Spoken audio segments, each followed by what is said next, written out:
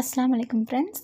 இன்றைக்கி ஒரு சிம்பிளான பீர்க்கங்காய் முட்டை பொரியல் பார்க்கலாமா? ஒரு பேன் வச்சு எண்ணெய் ஊற்றி சீரகம், சோம்பு, ஒரு கட் பண்ணி வச்சுருக்க வெங்காயம் போட்டு வதக்கி, நம்ம கட் பண்ணி வச்சுருக்க பீர்க்கங்காய் அதையும் போட்டு நம்ம நல்லா வதக்கணும். பீர்க்கங்காயில் நல்லா தண்ணி விடும்.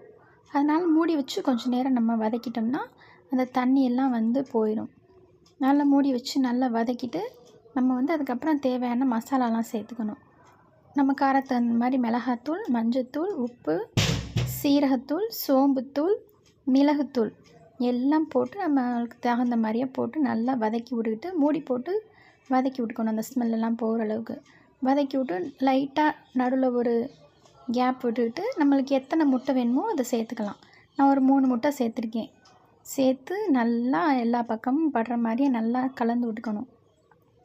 கலந்து விட்டுட்டு நம்மளுக்கு எந்த அளவுக்கு வேணுமோ, நல்லா ஃப்ரையாக வேணுமா இல்லை நல்லா கிரேவி மாதிரி வேணுமோ அதுக்கு தகுந்த மாதிரி நம்ம முட்டையை கிண்டி விட்டு மல்லித்தழை போட்டு இறக்கிடலாம். அவ்வளோதான், சூப்பரான பீர்க்கங்காய் முட்டை பொரியல் ரெடி. எல்லோரும் செஞ்சு பார்த்து சாப்பிடுங்க.